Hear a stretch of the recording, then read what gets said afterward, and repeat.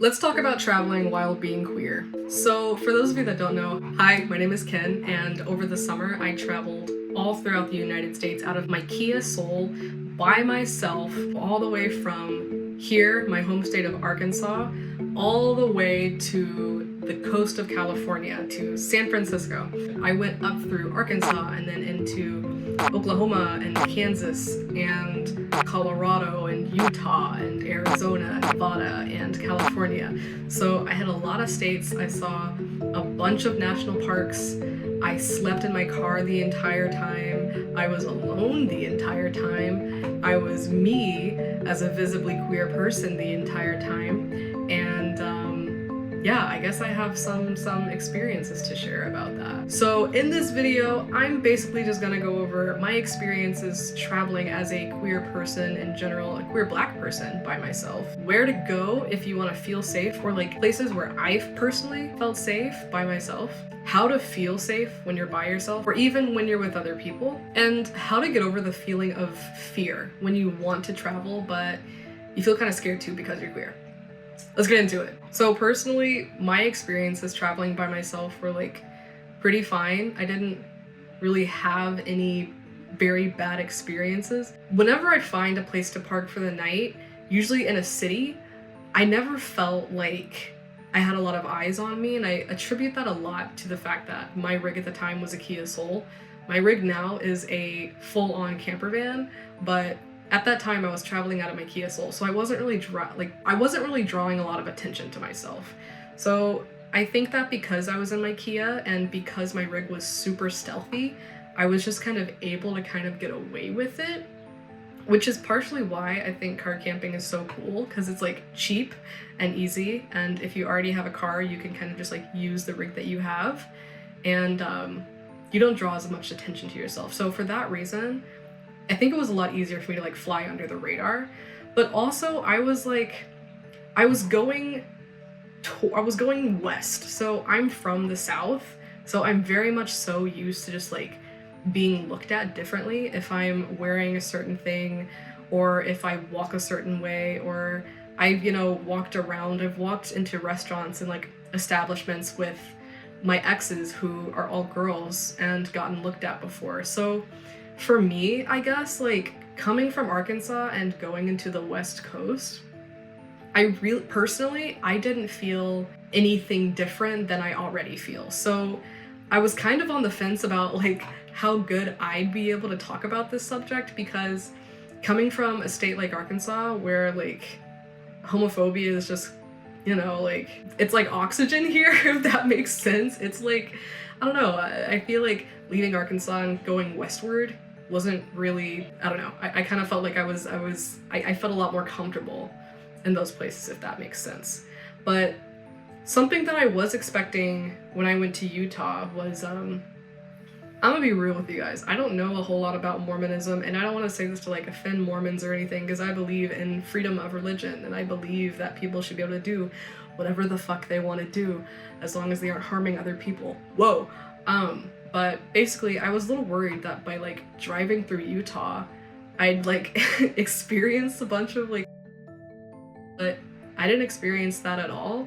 I hit up Moab and I went to Zion, and I was in Moab for like 4 days, and personally, I had never felt like more accepted and more seen as a human being than when I was in Moab, because there were just like so many other like van life crunchy queers walking around, and that was a really fucking cool thing to see. Oh shit, hold up.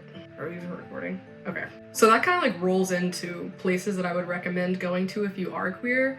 Personally, I think Moab is incredible. Yeah, like Moab, when I went to Zion National Park, that was really fun. I feel like any national park actually is kind of great if you're queer, because there's something about being in national parks, because they have such like a huge international crowd that comes, and it feels like in a national park, everyone's just so like overwhelmed by the beauty surrounding them that they don't really give a fuck about like the people and what they're wearing, because it's just like such a minuscule thing, like it's just, oh, look at this beautiful mountain, why would I care about, this couple holding hands. That's just the vibe I've gotten in national parks.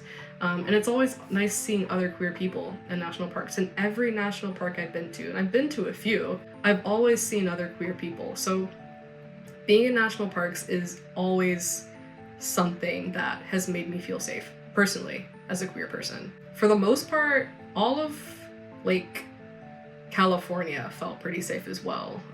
There was one day where I drove up the coast and I went to Ferndale, California, and I kind of expected it to be like it's a smaller town in California, it's Northern California, not necessarily rural, but I don't know, I was expecting it to be kind of like weird and hostile, but it was actually one of the like more accepting cities I've been to, at least like with gay pride flags on the windows and stuff like that. I stayed in a hotel room there, and on my bed was like a local newspaper, and like on the front page of this newspaper they were highlighting like a local trans business owner, so that was really cool.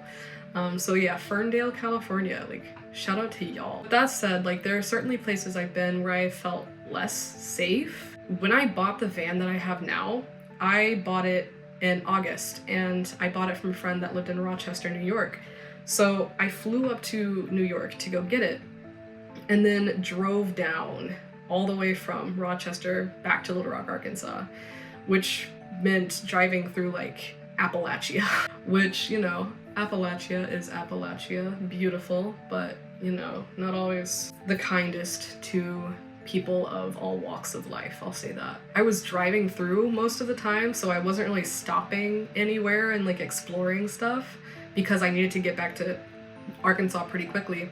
But I think the only like weird experience I've had yet on my travels, on my solo travels, is I stopped in Kentucky because I had a class that day, so I needed to like pop in somewhere that had Wi-Fi so I could log in and do my Zoom class. And I went into this like coffee shop in Kentucky, and I was by myself. I had my giant van, so I park in front of this coffee shop, exit my giant van, and I go inside, and literally everybody, the second I walked into that coffee shop, everybody was just like I don't know how else to describe it. It's like, if you're from down south, you're probably used to it, but it's like this quiet stare, like this quiet judgmental stare. And of course, like I'm going in there smiling up because, you know, like I don't think I radiate like a negative energy. So I got like a smoothie or something, and I sat down, and I just like, and the way that I was sitting in this coffee shop is like I had my back to most of the people that were in there, so I felt it. It was so weird.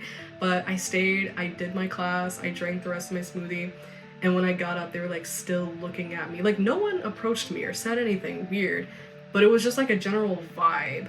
But honestly, that was like the only weird experience that I personally have had while traveling, or at least the most palpable one. Now that said, when I was in Moab, I made this reel and I posted it on my Instagram because it's something that I experience, where when I'd be out and about in the desert or just like doing stuff by myself on like BLM land, I'd always feel this like sense of like, okay, well from afar maybe people can't really tell what I am, but at the same time I also just like feel the same fears as solo female travelers because I'm 5'5". I'm not a big powerful person.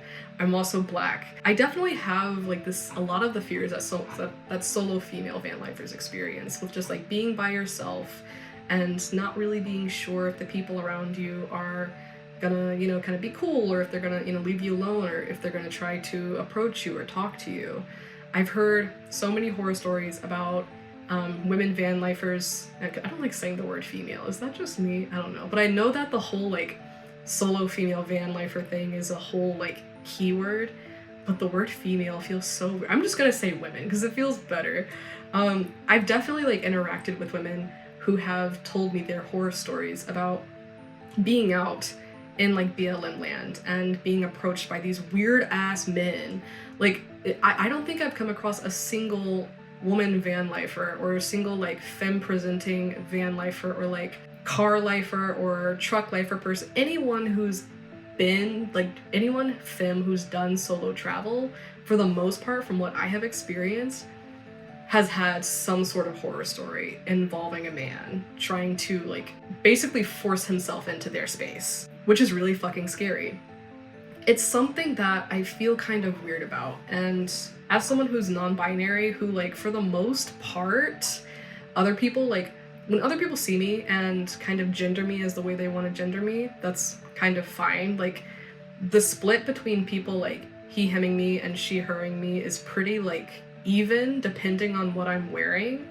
But the thing that gets weird for me is when I'm in cities by myself or places where I've never been before, and I go into establishments and I interact with men usually, and if they assume I'm male and they talk to me as or they'll be like, oh hey young man or something like that, and I speak to them in my normal voice, then there's this like weird switch effect that that they experience, and then I can tell that they're uncomfortable because they just assumed that I was male. And for me, that's fine. I don't give a fuck. But they don't know that. I'm fine with that. So it's always created this weird, like, I don't know, this weird tension just based off of like the way I present myself. And like I said, like I personally, as a non-binary person, I really don't give a fuck like what people, like if you call me, if you use she, her pronouns to my face, okay. If you use he, him pronouns to my face, okay. If you use they, them pronouns to my face, oh shit, yeah, those are the ones I like. But it's like, at the end of the day, you're gonna do what you want to do. And at the end of the day, I'm gonna do what I want to do. So like, but the weird thing comes when people get like visibly uncomfortable with that. And then when I can see when someone else is visibly uncomfortable, I get uncomfortable. I don't know, I'm also very used to it. Like it doesn't really faze me very much anymore, but it's very much so something I experience on a regular basis. And it's heightened when I'm in new cities where I'm having to like interact with new people. So that's like honestly kind of the only thing that's like weird for me traveling as a queer person. But in my experience, for the most part, people leave me alone, and I think that has to do with measures that I take in order to be safe. So now I'm going to talk about things that you can do if you're a queer person, if you are trans, if you are traveling with your partner.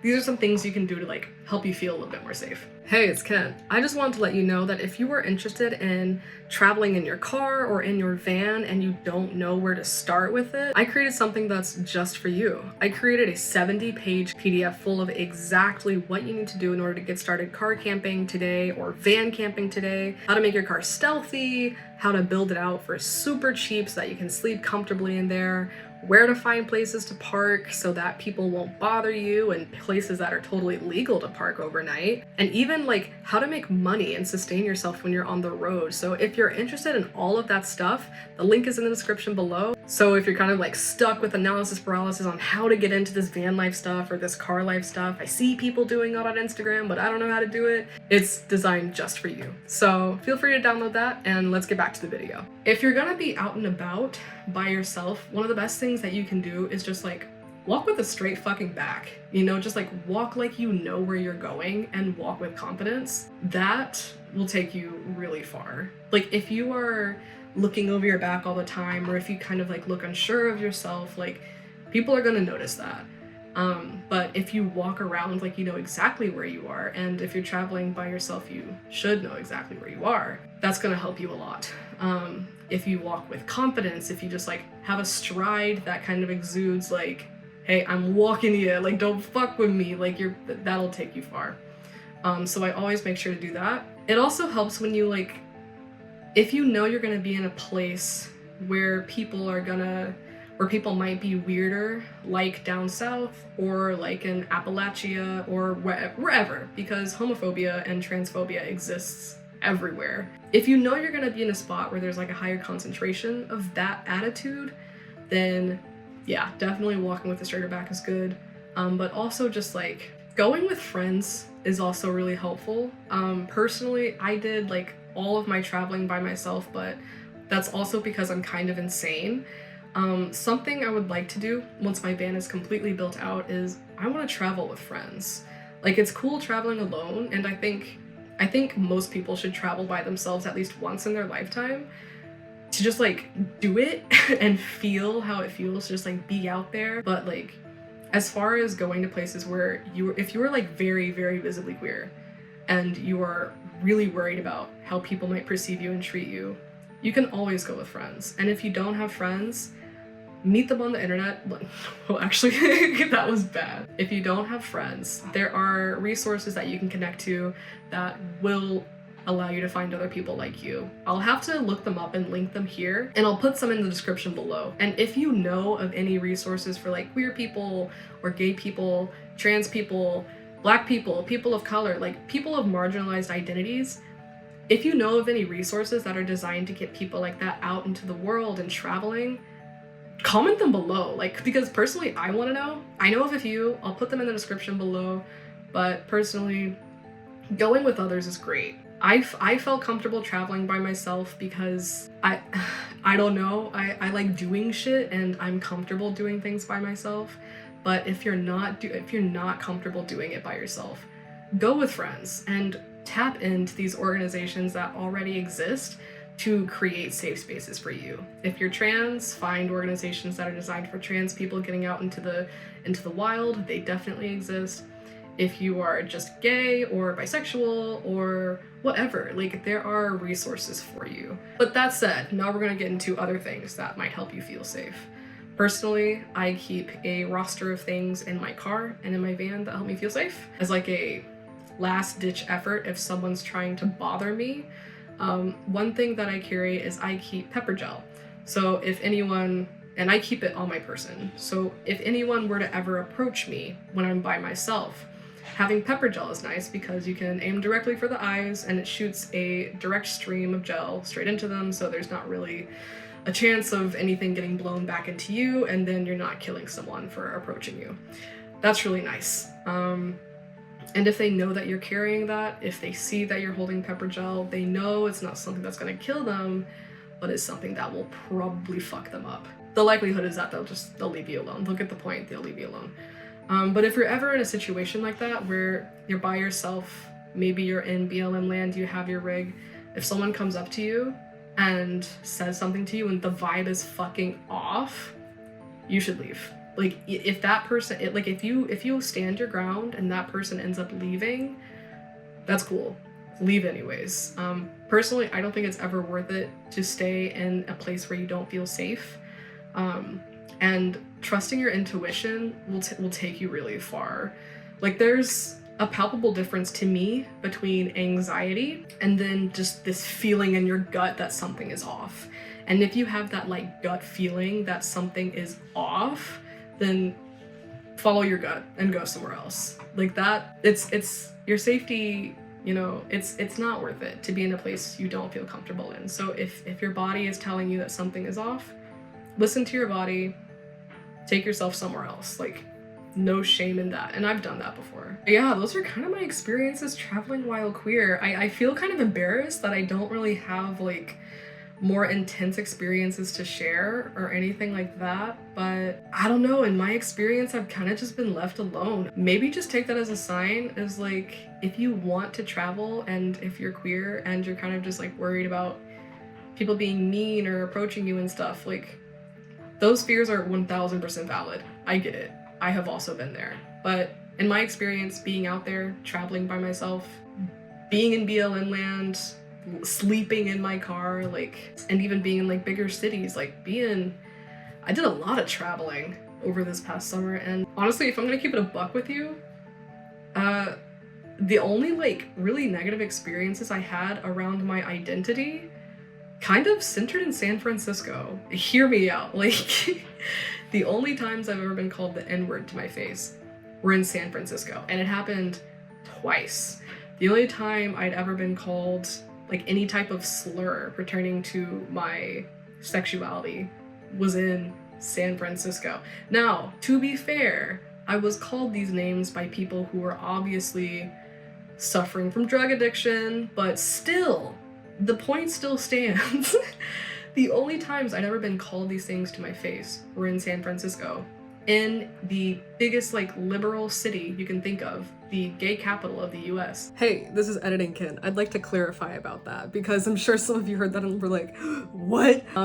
Yeah, so both of those times I was with other people. We were in very public places The first time it happened, I was literally walking with a friend on like a street in the financial district, and there was just a guy who was literally like shouting fucked up things to everybody that walked by. We were just another person he shouted fucked up things at.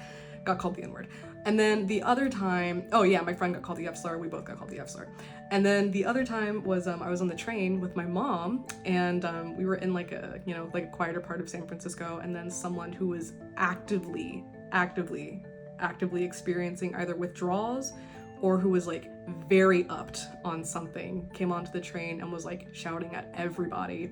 And then this individual looked at both me and my mom and called us both the N-word. So that's that experience. Yes, it was scary. Yes, it sucked. It's never happened to me in like my entire life living here in Arkansas or anywhere else.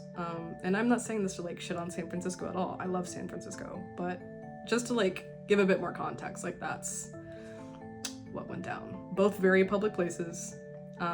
There were dozens of people around in both of these scenarios. Everybody was kind of getting the same treatment. Like it was like, I wasn't necessarily singled out in these experiences, but it was just something that happened and I figured I'd share. All right, back to the video. I'm from Arkansas. I'm very much so used to just like kind of the quiet hostility here around like trans people and queer people. So for me, my tolerance is just really high. And for me, it's really easy to kind of just like acknowledge when I'm in an area where my identity, literally just who I am, the way that I dress, the way that I walk through the world is something that's looked down upon. And I have the ability to acknowledge that and just kind of fucking continue moving on with my day, because at the end of the day, that's all you can really do. All you can do is just move on with your day and live your life. Like, people are gonna feel how they feel about it, and it sucks. But like, at the end of the day, all you can do is live your life and find other people like you who validate you. And that being said, like, if you are queer and if you want more friends who do outdoorsy stuff and who travel, like, literally just like follow me on IG and just send me a DM. Like, I respond, I read all my DMs, I respond to all my DMs. Well, I try to respond to all my DMs. Sometimes I forget, but the vast majority of my DMs I look at, I respond to. You can always hit me up. Like, we're out here, and if you need resources to connect you to like other queer people and just people that want to travel who are like us, yeah, they're in the description. You can always DM me. I'll try to like continue using my platform to like shout out resources that are designed for queer people to get out there. So yeah, that's how to solo travel while you're queer. You just kind of gotta get out there and find your people. And we are very much so out here. We may not be the loudest, we may not be the most visible, but we are most definitely out here. So thanks for watching, and if you like this video, please feel free to like it. And if you're nasty like me, turn on the notification bell so you get a notification every time I post a video. I'd like to continue posting more videos about this kind of stuff, and I have a really exciting project coming up soon, so stay tuned for that. I think you guys will really like it. It has to do with how to do van life and car life, so if you're interested in that, definitely stick around and subscribe. Also, if you like to read and if you like newsletters, I have a newsletter called The Kin List, and I basically talk about everything I'm learning with van life and content creation and building wealth on the internet in order to fund van life. Feel free to subscribe to my newsletter. The link is in the description below. Thanks for watching, and I'll see you in the next video.